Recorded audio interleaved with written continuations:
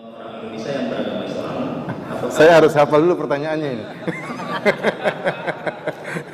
Orang Islam Islam yang tinggal di Indonesia atau orang Indonesia yang beragama Islam. Iya, iya. yang pertama. Kemudian yang kedua, berkaitan dengan perbuatan penindakan yang dilakukan oleh Polri sendiri terhadap teroris itu sendiri. Tadi Ustaz menjelaskan ada 3 kafir yang tidak bisa kita bahas. Iya. Ya, itu. Kemudian ada salah satunya, hanya satu tadi ini. Iya, kafir yang berperang. Berkaitan dengan tindakan yang satu tadi, Polri telah mengambil tindakan dengan menembak mati, salah satunya adalah dengan tindakan tegas menembak mati terorisme dalam ungkapannya. Pandangan Ustaz sendiri, bagaimana tindakan yang Polri ambil tersebut, apakah sesuai dengan Islam ataukah ya saya mau pandangan dari kami mau dari pandangan Ustaz jelaskan tindakan Polri sendiri kan ini berkaitan dengan Iya. Masuk surga atau masuk neraka gitu. Iya. Oke ya. Salam. Saya rasa yang pertanyaan pertama saya kurang paham. Jadi saya melonjak kepada pertanyaan yang kedua yang mungkin lebih saya pahami dan mudah-mudahan lebih bermanfaat. Mengenai tindakan misalnya pemerintah atau Polri yang diantara hukuman yang diambil adalah dengan menembak. Ya. Karena mereka juga menembak maka kita pun menembak ya. Sebelumnya ingin saya jelaskan bahwasanya akidah Ahlussunnah dan ini dijelaskan dalam buku-buku para ulama. Ya, saya tidak bicara omong kosong tapi dari buku-buku mereka. Bahwasanya taat kepada pemerintah bagaimanapun kondisinya selama pemerintah tidak kafir. Tidak boleh memberontak terhadap pemerintah yang zalim. Selama dia muslim, selama dia masih membiarkan orang-orang salat, maka tidak boleh seorang memberontak. Dan ini telah dikabarkan oleh Nabi sallallahu alaihi wasallam. Karena Nabi sallallahu alaihi wasallam banyak hadis. Sayakunu umara fikum, akan ada pemerintah di antara kalian qulubuhum qulubus syayatin fi juthmanil ins. Hati-hati mereka hati-hati syaitan namun dalam tubuh manusia. Akan ada pemerintah yang model seperti ini. Entah sudah ada atau akan ada, wallahu alam. Kemudian Nabi SAW juga dalam hadis yang lain mengatakan syiraru a'immatikum alladzina yal'anunakum wa tal'anunahum wa yad'una 'alaikum wa tad'una 'alaikum. Seburuk-buruk pemimpin kalian adalah para pemimpin yang melaknat kalian dan kalian melaknat mereka. Dan mereka mendoakan kecelakaan bagi kalian dan kalian juga mendoakan kecelakaan bagi mereka. Maka para sahabat bertanya, "Afala nunabidhuhum bisayf ya Rasulullah? Apakah boleh kami memberontak mereka, perang mereka?" Kata Rasulullah SAW, "La illa an tarau kufran buwahan indakum minallahi fihi burhan." Tidak boleh sampai kau lihat dia benar-benar kafir baru kau lakukan. Dia pergi misalnya merubah agamanya atau dia menginjak Al-Qur'an misalnya, itu lain lagi ceritanya. Ya, itu lain ceritanya. Para ulama mengatakan, taruhlah pemerintah ini kafir, ini pemerintah kita, pemimpin kita kafir. Tidak mau sholat, mencela Nabi, menghina Allah, menginjak Al-Qur'an. Pun kalau kita memberontak, para ulama mengatakan ada syarat yang perlu kita perhatikan, masalah kemampuan, bisa atau tidak. Kalau tidak bisa sabar. Nabi saja Bilal disiksa, beliau sabar. Ibunya Ammar bin Yasir dibunuh, beliau sabar.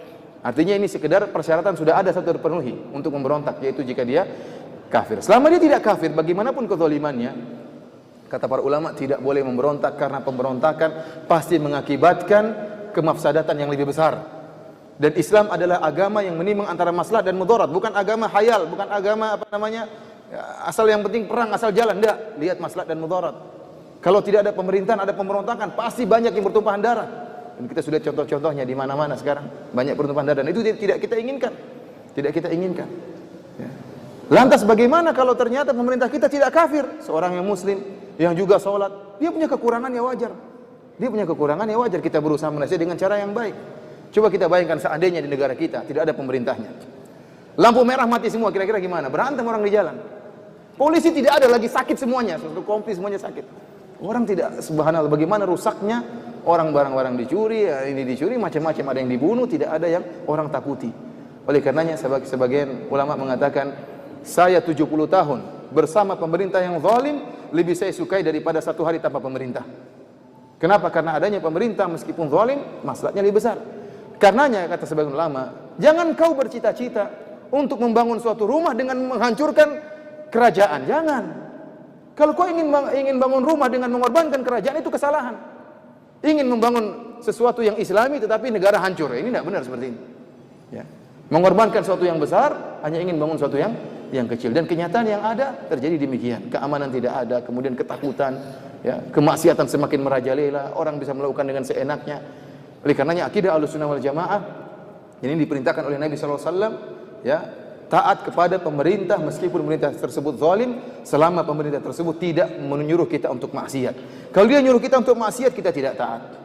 Tapi kalau dia menyuruh kita kepada yang baik, maka kita taat. Dan Allah telah berfirman, wa ati'ullah wa ati'ur rasul wa ulil amri minkum. Taatlah kepada Allah dan taatlah kepada Rasulullah dan pemerintah di antara kalian. Perhatikan di sini kata para ulama. Allah mengatakan taat kepada Allah. Taatlah kalian kepada Allah. Taatlah kalian kepada Rasulullah. Dan taat juga kepada pemerintah. Justru ketaatan kita kepada pemerintah pada perkara-perkara yang tidak ada dalilnya. Kalau ada dalilnya tidak perlu pemerintah, kita langsung taat kepada Allah. Kalau pemerintah suruh sholat, nggak perlu pemerintah suruh sholat, kita juga sholat. Tetapi yang justru kita ditekankan adalah taat kepada perkara-perkara yang ada maslahatnya dan tidak ada dalilnya. Contohnya apa? Lampu merah. Makanya para ulama mengatakan, barang siapa yang sengaja melanggar lampu merah berdosa. Ya, benar ini. Melanggar lampu merah berdosa karena merusak kemaslahatan. Antum kira tidak berdosa, berdosa. Kalau kita menghilangkan gangguan dari jalan dapat pahala, kalau kita meletakkan gangguan dapat dosa enggak? Dapat dosa. Melanggar ini mengganggu stabilitas keamanan. Ini berdosa. Kenapa melanggar perintah Allah wa ulil amri minkum? Taatlah kepada pemerintah di antara kalian. Sekarang timbul pemberontakan. Kita dapati bahwasanya Ali bin Abi Thalib di zaman beliau muncul orang-orang Khawarij.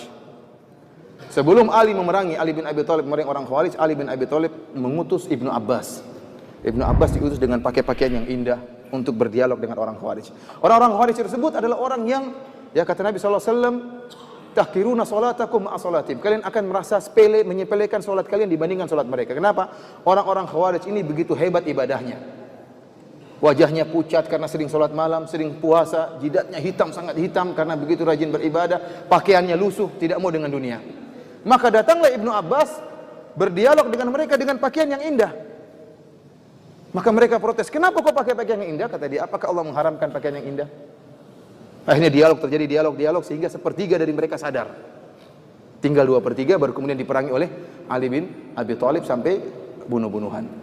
Intinya para hadirin, terutama pertanyaan yang disampaikan oleh Bapak tadi, ya, bahwasanya kalau memang kondisinya mengharuskan untuk membunuh mereka, ya, maka dilakukan. Jika memang itu mengharuskan, jika tidak kita lawan mereka, maka mereka akan semakin melakukan pembunuhan, maka kita menjalankan perintah pemerintah dan ini memang ada kemaslahatannya. Ya. Namun kalau bisa tidak dibunuh, kita berusaha untuk tidak membunuh, kita berusaha menangkap, dan ini yang terbaik, kita tangkap mereka, kemudian kita kirim ustadz untuk menasihati mereka, ini yang terbaik. Tapi kalau memang kondisinya tidak mungkin kecuali dengan cara begitu, maka kalau tidak kita membunuh, mereka yang membunuh kita, ini maka diperbolehkan dan tidak mengapa. Wallahu a'lam bishawab.